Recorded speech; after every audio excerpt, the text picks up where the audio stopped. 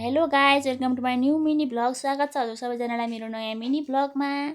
आज चाहिँ हजुरहरूलाई सुरुमै मैले मिनी भ्लगको सुरुमै मुन्टा केलाको भ्लग देखाएँ। यो चाहिँ भोलि बिहानको लागि हो। मैले चाहिँ आज केलाएर सजिलो गराएको के, भोलि बिहान छिटो हुन्छ भनेर मैले चाहिँ सजिलोको लागि अहिले नै केलाएँ। त्यसपछि मेरो ड्युटी रहेको छ भाँडा माज्ने।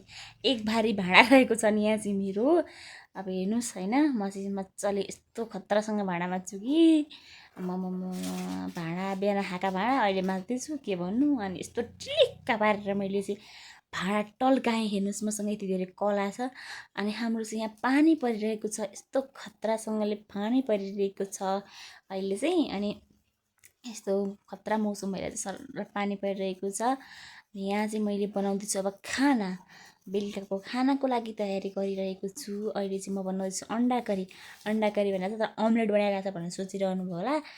मैले चाहिँ यो अम्लेटवाला अन्डा करी बनाइरहेको छु। यस्तो खतरा, यस्तो मिठो हुन्छ नि, त्यो उसिनेको भन्दा पनि यो एकदम खतरा हुन्छ। अनि यहाँ चाहिँ मैले ग्रेभीको लागि रेडी गरिरहेको छु।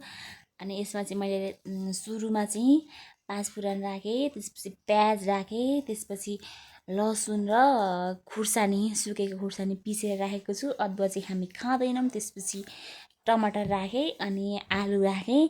अनि यस्तो खतरा टमाटरहरू चाहिँ एकछिन पकाएर ग्रेभी बनाएर त्यो टक्क तेल छुटिने गरी पकाएर अनि मैले आलु मिचेर राखिरहेको छु क्या, म्यास गरेर। यसरी चाहिँ खतरा ग्रेभी हुन्छ। अनि मैले खरखर पानी हालेको देखेर चाहिँ हजुरहरू नतर्सिनु होला ल। यो चाहिँ अहिले ग्रेभीको लागि हो कि। अनि त्यसपछि यसैसँग खाना खाने हो नि त, अनि पुर्याउनु त पर्यो। अनि यस्तो मिठो भइरहेको थियो नि। अनि यो चाहिँ एकदमै धेरै मिठो हुन्छ। हजुरहरूले नि बनाएर ट्राई गर्नु होला भन्न चाहन्छु म चाहिँ।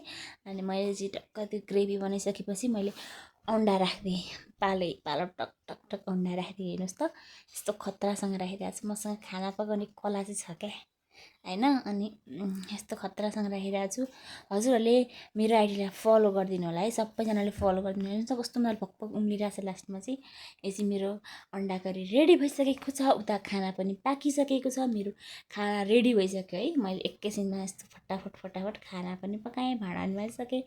अनि म चाहिँ अहिले खाना खाएर चाहिँ भोइस कभर गर्दैछु। अनि यस्तो खतरासँगले मेरो चाहिँ खाना हेर्नुहोस् कस्तो खतरा भएको थियो खाँदाखेरि।